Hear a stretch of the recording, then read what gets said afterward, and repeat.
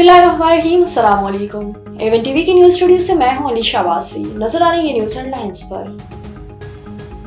मुल्क की मईशत के लिए अच्छी खबर, ITFC $3 अरब कर्ज देगा। रकम 3 साल में दी जाएगी। पहले मरहले में $27 करोड़ मिलेंगे। वाशिंगटन में वजीर दाखिला की ITFC के वक्त से मुलाकात।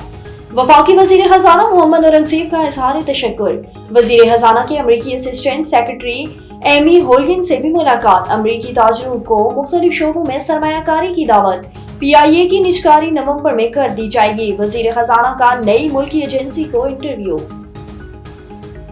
चीफ जस्टिस काजी फायज ईसा आज मुकदमात की समाअत करेंगे। जस्टिस मंसूर अली शाह आज उम्रे की अदायगी के लिए रवाना होंगे। चीफ जस्टिस काजी फायज ईसा के फुल कोर्ट रेफरेंस में शरीक नहीं होंगे। अमेरिका के 62 अरकान कांग्रेस का अमरीकी सदर को खत। बानी PTI समेत सियासी कैदियों की रिहाई के लिए दबाव डालने का मुतालबा। बानी PTI की हिफाजत के लिए पाकिस्तान से जमानत हासिल की जाए। अमरीकी सफारतखाना के अहलकारों को जेल जाकर मुलाकात की तजवीज।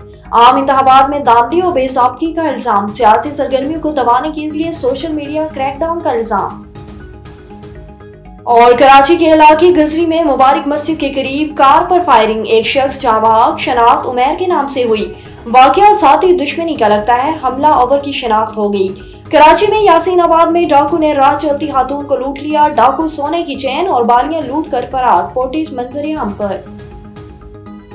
तुर्किया के दिफाई अदारे पर दहशतगर्दों का हमला नाकाम। इनकरा एविएशन इंडस्ट्रीज के हेडक्वार्टर के मरकजी गेट पर धमाका। 5 अफराद जाँ बहक, 22 जख्मी। खातून समेत 2 हमलावर मारे गए। वजीर दाखिला के मुताबिक हमलावरों का ताल्लुक किलदम तंजीम से था। तुर्किया के दुश्मनों को कामयाब नहीं होने देंगे। दुख की घड़ी में तुर्क अवाम के साथ हैं, सदर वजीर आजम का इजहार यकजहती।